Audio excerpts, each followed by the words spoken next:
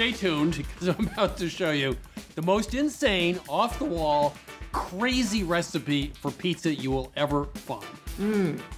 This is definitely a big step up from your regular Italian deli salad. Oh, you hear that crunch? All of that happened without a pizza stone. Let's begin.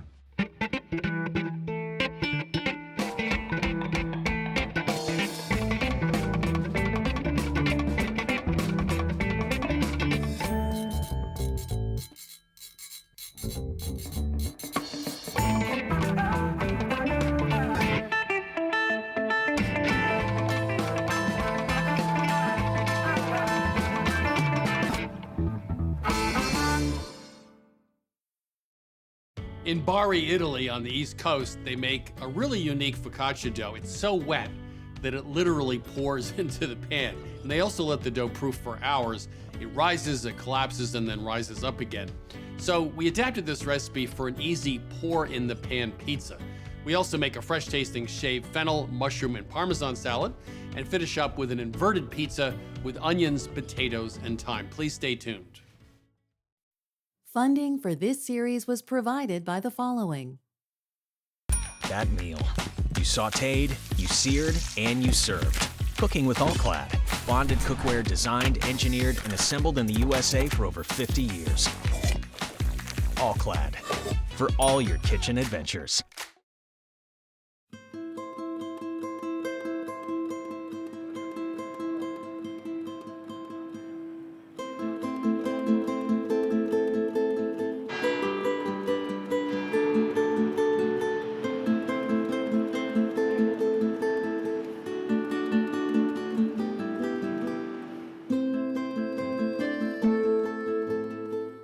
Siamo all'antica pizzeria da Michele, dal 1870 siamo qui a Forcella, nel cuore di Napoli. La pizza da Michele è stata tramandata nelle generazioni, noi siamo arrivati alla quinta generazione di pizzaioli che hanno imparato dal maestro Michele. Lui ha studiato gli impasti ed era molto bravo per questo ed è riuscito a trovare la ricetta che per noi è perfetta.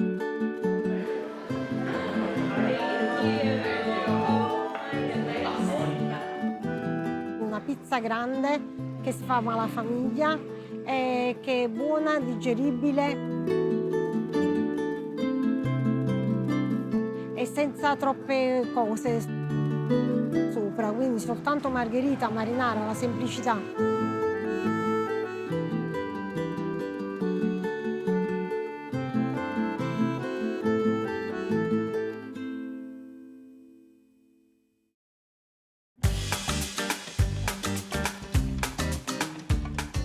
Stay tuned because I'm about to show you the most insane, off-the-wall, crazy recipe for pizza you will ever find. We're gonna break all the rules, do everything wrong, and you're gonna end up with a recipe that's easy to make and you don't have to really shape the dough with your hands, which is always the problem with homemade pizza. So the story starts about 15 years ago in Naples. I was at Mamaclay, which is one of the old pizza joints, and I sat right next to the guys in the oven, right? And I watched them make pizza, and it was an art, of course. And my conclusion was, I don't have enough years left to figure out how to do it that way. This is what this guy's been doing for 30 years.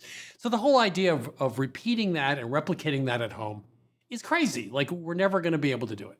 So I thought, well, let's take the opposite tack. What's the easiest way to make pizza at home with a good crust and good chew? So if you travel due east from Naples across Italy to the Adriatic coast to Bari, there's a bakery there called Panificio Fiore, and they make this wonderful focaccia. And what they do is insane. The hydration is 92%. What does that mean? It means the weight of the water divided by the weight of the flour is 92%. And they also use a ton of yeast, and they let the dough rise for 4 or 5 hours. So what that means is you end up with a really wet dough you really can't handle with your hands, and they pour it out onto pans and bake the focaccia. So I decided to adapt that recipe for pizza because it had such great chew and it was so easy to work with because you didn't actually have to shape the dough. So we have 400 grams of flour here. We're gonna add 2 tablespoons of yeast, not half a teaspoon, 2 tablespoons of yeast, which is insane. And then we're gonna add a little sugar, 2 teaspoons of that. And we're just gonna mix this up until the dry ingredients come together. Okay, so now we have a ton of yeast here. The next thing I'm gonna do is add a ton of water. 400 grams of flour, 350 grams of water. So this hydration level, the 350 divided by the 400, is about 85%.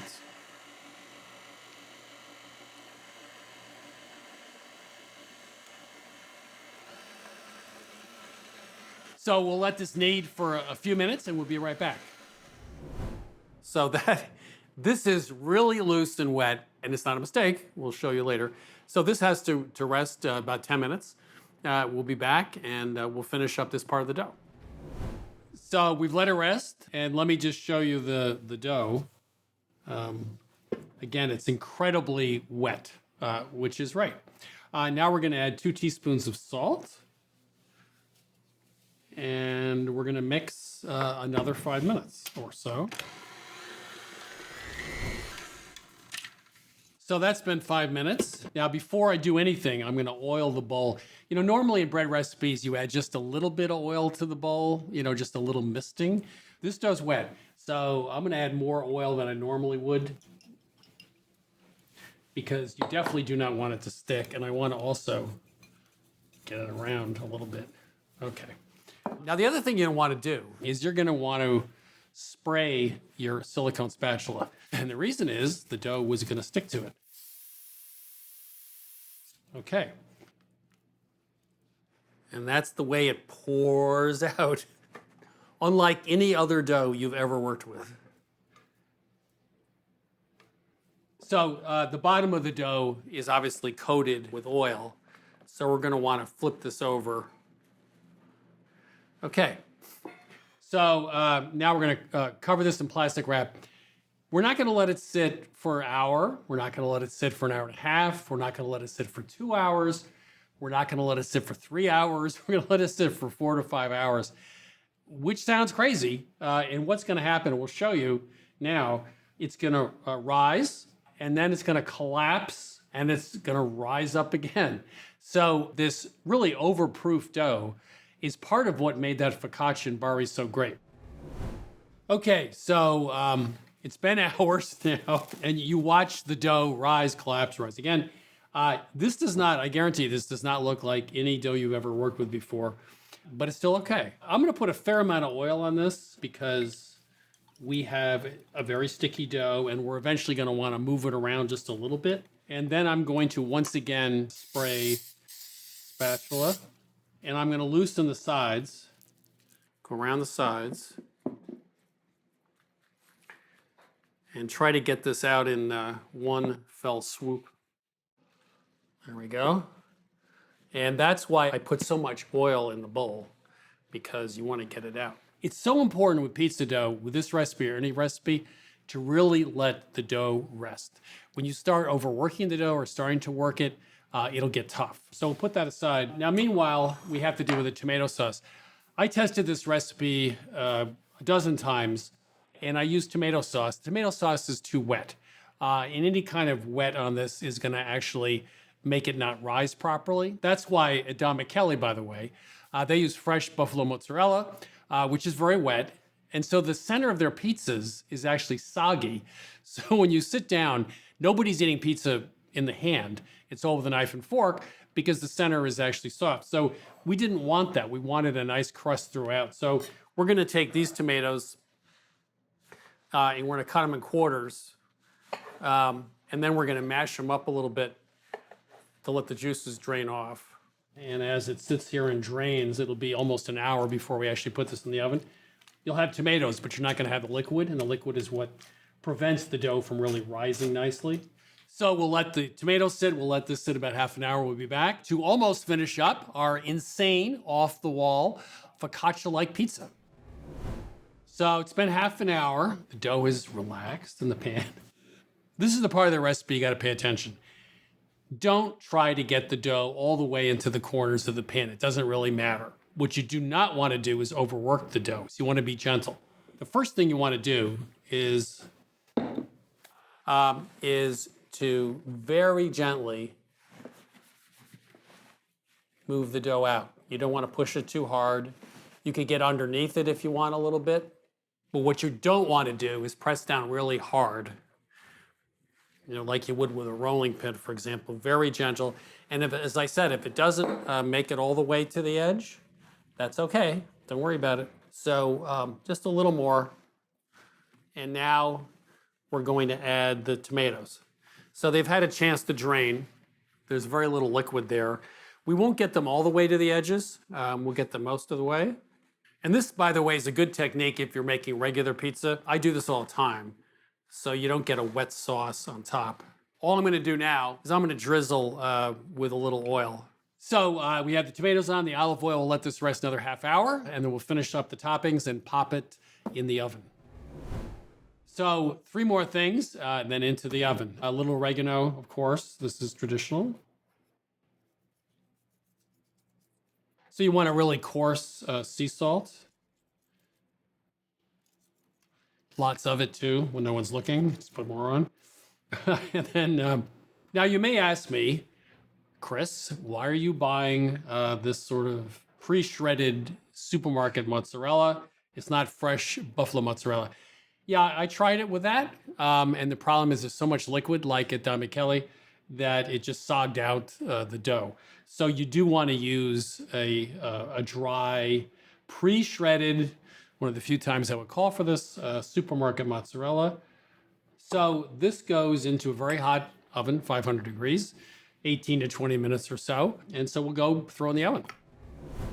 Obviously it's baked, it's out of the oven. We let it cool just a little bit. So this looks a little different than a typical pizza, right? The texture looks a little different on the top. It's not focaccia, it's pizza, but it has that great chew and that great texture, which is something that's really hard to get when you have to stretch out the dough yourself, or you buy the dough at the local pizzeria, you make it yourself. This is so easy to get this texture, which is what I really like.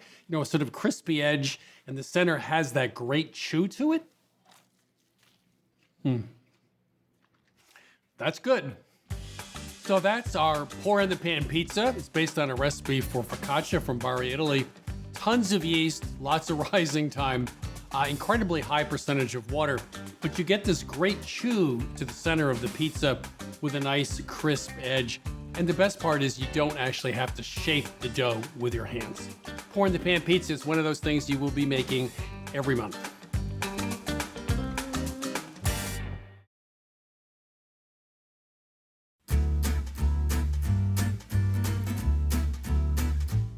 Why should kids have all the fun? If you're anything like me, a grown-up child, then you're gonna love this recipe. It's a pizza party salad for grown-ups. This is our shaved fennel, mushroom, and Parmesan salad. I cannot wait to show this to you. It's delicious. Let's begin. So I'm gonna start by building my dressing. Very simple. I've got olive oil in here. I'm gonna add some lemon juice,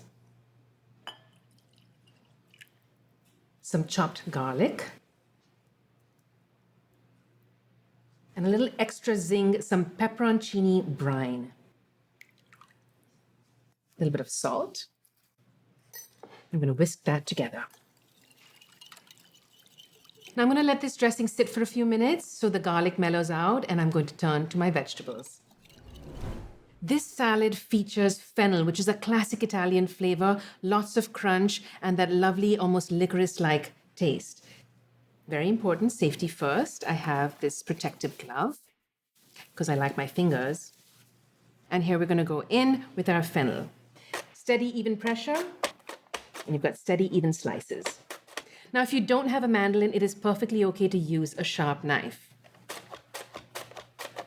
Now, you want to shave up until just the very bottom. Make sure you don't slice your finger. So I'm going to get rid of this and do the rest of my fennel.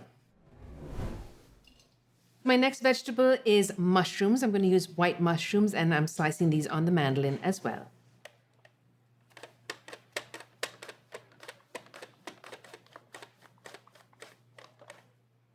So I'm done slicing. I'm going to move on to assembling the rest of the salad. Okay, so the other star performers in this salad are salami, Parmesan, I have some pepperoncini, remember the brine? This is the pepperoncini, and some chopped parsley. Let's put that all in. For your salami, I recommend you have it pre-sliced at the deli. Don't do that at home. You can just chop it at home, but get the slicing done by a professional. Pepperoncini, my Parmesan, which has been done on the mandolin. You can also use a Y peeler to do this. Roughly chopped is totally fine. The jagged edges make it visually really appealing. Last thing, my parsley.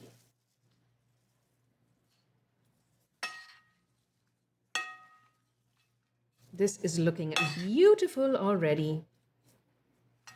Okay, I'm ready to add my dressing. It's been sitting for a little while. The garlic's mellowed out. This flavor is going to be wonderful.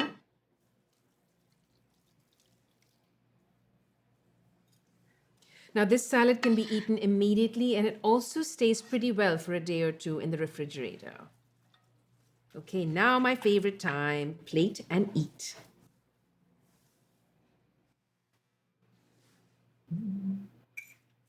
I want to make sure I get everything in one bite. This is definitely a big step up from your regular Italian deli salad. The flavor of the lemon juice and the pepperoncini, that little spiciness, and the fennel right through there. It's so good. I might even skip the pizza and go straight for the salad. This is our shaved fennel, mushroom, and Parmesan salad. Highly recommend for your next adult pizza party.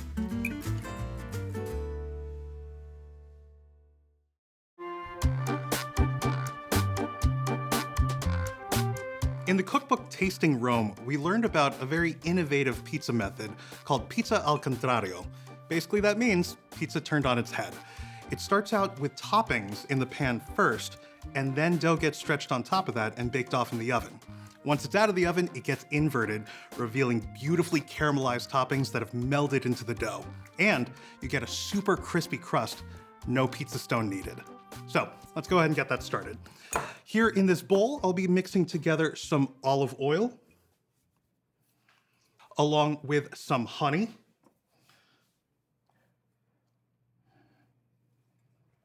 a little bit of salt and pepper,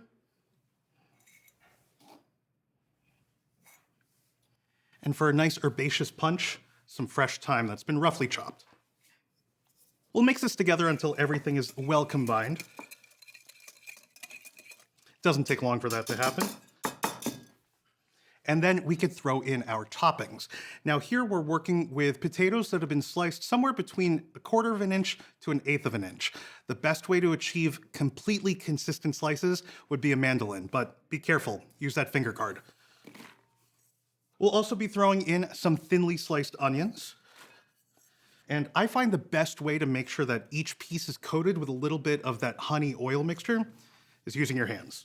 Especially because the potatoes like to stick to each other, it's helpful to get in there and break them apart and then coat them with a little bit of that mixture. So now that that's all well mixed, we're gonna transfer it over here to a baking sheet that I've sprayed with a little bit of cooking spray. And you wanna get all of this out into a nice even layer.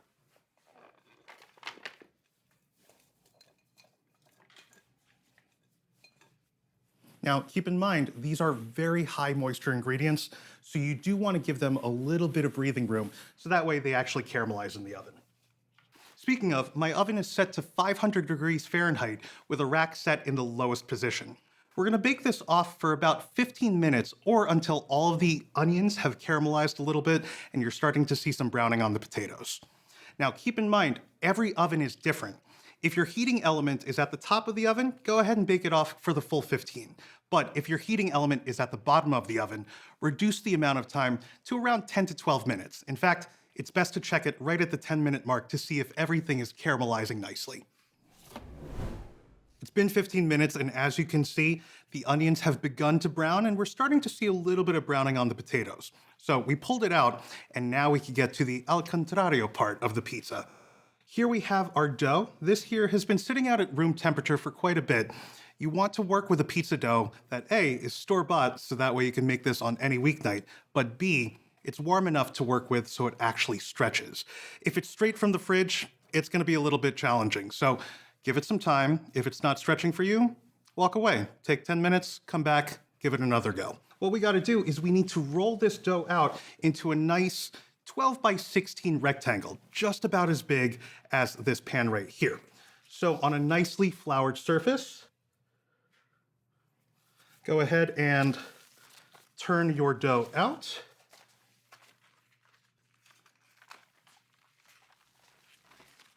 And using a rolling pin, a well-floured rolling pin, go ahead and begin to roll this dough out into that rectangular shape.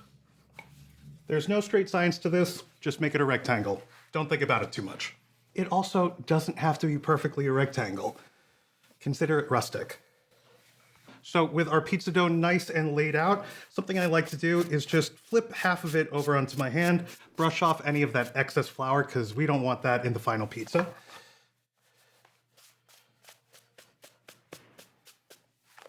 So from here, go ahead using the knuckles of your hands, gather the pizza dough, and then flop it right onto your pan. You want this pizza dough to cover everybody in the pan. So take your time, rearrange it as needed, but do be careful, the pan is hot. So now with your pizza dough covering everybody up, it's okay to get in there with a fork and just brush them under the rug. We're gonna brush the top of this dough with a little bit of oil to help it brown in the oven. The last thing we need to do before we pop this in the oven is poke a couple holes throughout the dough to allow steam to rise, because that way we actually caramelize everything underneath and we get a nice brown crispy dough. This is also going to help prevent any massive bubbles from forming in the dough as it bakes. Now all we gotta do is bake this off in the oven for about 15 to 17 minutes, or if you have a bottom heating element oven, bake it for somewhere between 10 to 12 and double check. After that, we'll turn this dough out and we'll see all the beautiful pizza Alcantario. The pizza Alcantario is finished baking, and as you can see, beautifully golden. Now we gotta invert it. So, taking a cooling rack, go ahead and pop it right on top with the feet facing up, and then using oven mitts or towels, very carefully flip it over. And it's okay if you slam it down a little bit. That helps get that pizza off the pan. Oh, that makes me happy. From here, we could very carefully slide this onto our board. And then we'll give it a couple dollops of ricotta cheese. Now this is going to add some much needed richness and creaminess to this pizza.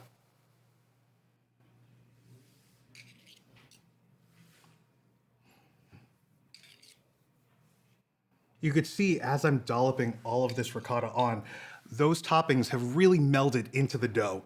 It just makes it so, so delicious. And a quick little drizzle of oil. All right, so now we're gonna go ahead and cut this pizza up. I'm gonna cut it into 12 pieces, that's 4 by 3, so that way we have plenty to share. Oh, you hear that crunch? All of that happened without a pizza stone. Oof. I cannot wait to eat this. Oh my gosh. So I'm gonna go ahead and pick my favorite piece, which is not a corner piece. It's one of the side pieces. That way I get a little bit of that crunchy crust and plenty of that topping. But we'll go ahead and give that just a quick drizzle of oil, and that's that.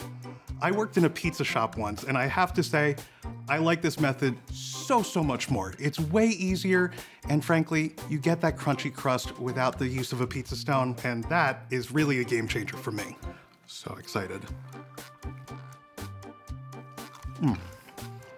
The sweetness of the onions, those potatoes are perfectly cooked.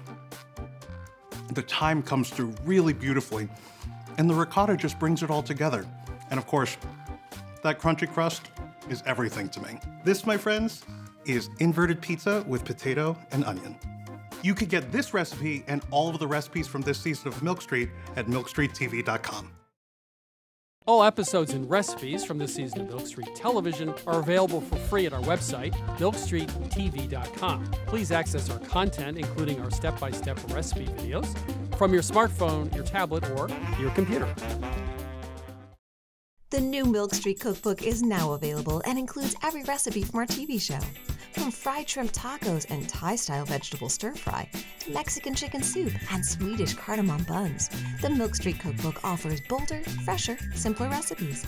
Order your copy of the Milk Street Cookbook for $27, 40% less than the cover price, and receive a Milk Street tote with your order at no additional charge. Call 855-MILK-177 or order online. Funding for this series was provided by the following. That meal. You sautéed, you seared, and you served. Cooking with All-Clad. Bonded cookware designed, engineered, and assembled in the USA for over 50 years. All-Clad. For all your kitchen adventures.